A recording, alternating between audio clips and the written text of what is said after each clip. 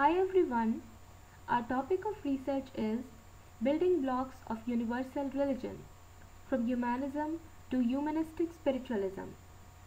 This research paper and presentation is prepared by Madhulika Nimani, Richa Satsangi and Soumya Abrol. On behalf of three of us, I, Soumya Abrol, will be taking you through this presentation today. Objectives of research. The main objective of the research is to do a comparative study of all major religions of the world, to understand their essential fundamental principles leading to a common goal, especially their universal doctrines, and develop a universal religion which is applicable across the globe. The emphasis is on faith in one supreme creator and preserver of the world. A scientific study of religion is required in this modern era, driven by the practicality and proper scientific reasoning to support religious beliefs and doctrines. Hypothesis of the study. Universal religion. It is a true religion which is a scientific and experiential God realization process, an integrated and forward-looking religion for the world, with common goal of all religions. Humanism. Since our topic is universal religion, from humanism to humanistic spiritualism, it is important that we define humanism first. So what is humanism? Humanism is basically an approach in forming a worldview that focuses on human values and concerns, attaching prime importance to human rather than divine or supernatural matter.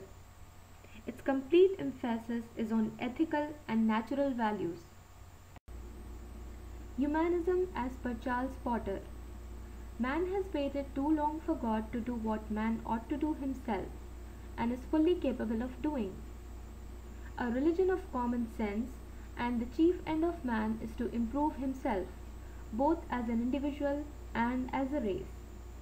Charles Potter focuses entirely on the capacity of self-determination, and he completely rejects transcendental justification such as dependence on faith and supernatural. So what is lacking in humanism as a religion? Humanism does not address the basic and deep-seated needs of human beings, which we call spiritual. Man definitely needs the help of religion to organize his life, to achieve the supreme goal of life, and to organize a better world. No matter how scientific our approach is, there are things beyond the capacity of our intellect, which cannot be perceived by our senses. The spiritual dimension helps realize it at the level of internal perceptions or inner perceptions, which is equally relevant to scientific investigation. Spiritualistic humanism. It is an integration of humanistic ethical philosophy presented by humanism with religious belief that center on human needs and interests. Man happens to be a perfect microcosm of the macrocosm. Spirit, mind, brain interactions between universal spirit, universal mind, and universal matter, which is the physical universe at the macrocosmic levels. The fifth revered leader of Radhaswami faith, Sahibji Maharaj, has also emphasized the importance of knowledge of inner realms of the spirit. He said, "The greatest discovery that has ever been made or that shall ever be, and the highest truth that has been communicated to humanity or that shall ever be, is that there is nothing higher or nobler than our Atman." Upanishads, an early source of Hindu religion, also call upon man to know the essential nature of the self and to develop self-consciousness, which is expressed in the statement Atma Vare Drashtavya.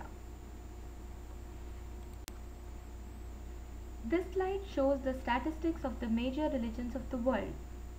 We can clearly see in this slide that 86% of population follows one religion or the other, and only 14% of people in the world belong to the non-religious category. Among the religious group, there are three broad categories. The first ones are monotheists, which is 54%. These are the people who believe that there is only one God. Major believers of monotheism are Christianity and Islam. There are 33% of Christians in the world and 21% of Muslims.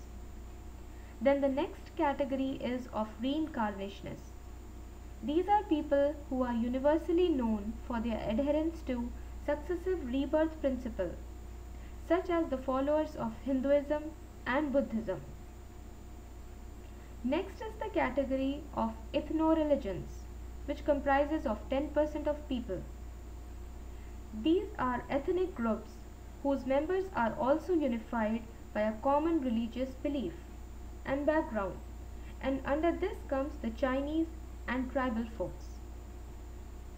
Under the non-religious category are agnostics, which broadly refers to people who are not committed to believing in either the existence or non-existence of God. Then there are atheists. These are people who reject the beliefs in the existence of deities. So overall, this data shows that 86% of people are religious and 14% of people are non-religious.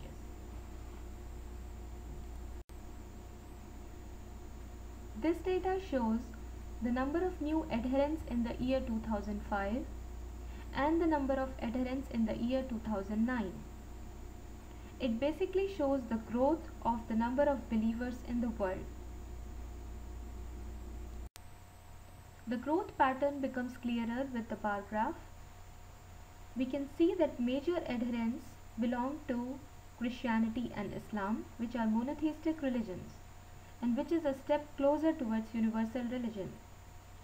There is also a notable increase in the adherents of Baha'i faith, which stands for spiritual unity of all mankind and hence unity of religion. So it basically shows the rise in desire for universal religion.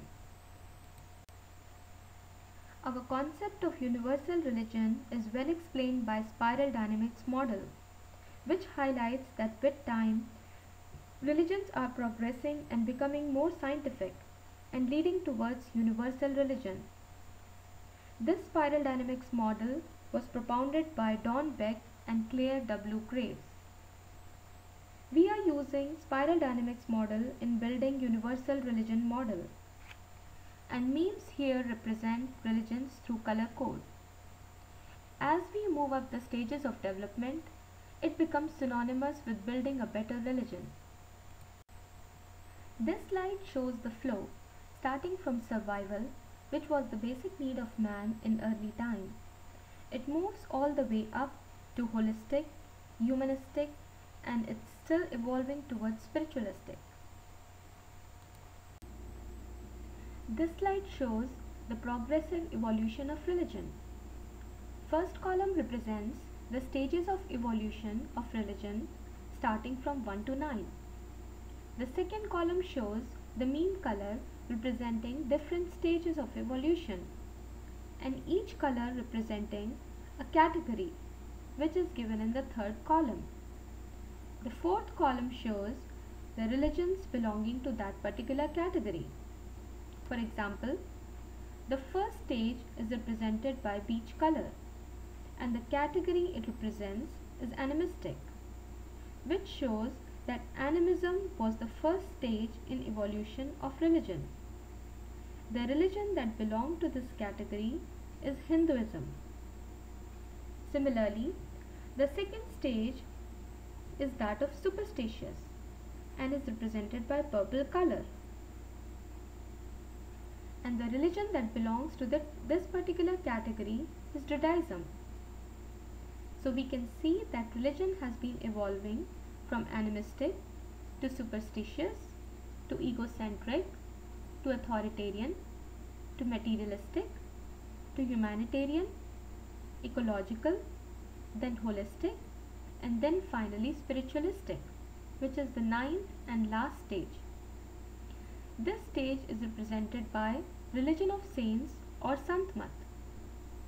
So we can see that religion has been continually evolving, and so it is not hypothetical that it would finally lead to a universal religion. This slide shows the evolution of universality, as with each iteration it moves up towards universal religion, as we understood from the last slide. So how will a universal religion look like? These are the characteristics of universal religion: faith in one supreme creator, rational internationalism instead of dogmatic isolationism. It should have scientific approach, rationalization, practicality, and proper scientific reasoning to support religious beliefs and doctrines. It should be devoid of discrimination and intolerant in its polity. It should be centered on aiding humanity to realize its divine nature. Universality and progressive approach is required. And last but not the least, unity in diversity. A universal religion would not unite the world to form one nation, just as other religions do not unite individuals to form one entity. There is as a great need for singularity among nations as there is for individuality among individuals. I would like to summarize this presentation by quoting Swami Vivekananda. No one form of religion will do for all. Each is a pearl on a string. We must be particular above all else to find individuality in each. No man is born to any religion. He has a religion in his soul. Any system which seeks to destroy individuality is in the long run disastrous. Each life has a current running through it, and this current will eventually take it to God. The end and aim of all religions is to realize God. We all know that God is the center of all religions, and when each of us is moving along one of these radii, then it becomes certain that all of us must reach the center. At the center, where all radii meet, all our differences will cease. And that is the universal goal of mankind. The concept of universal religion is an attempt to achieve that goal. I thank you all for showing interest in our presentation and our research. Thank you.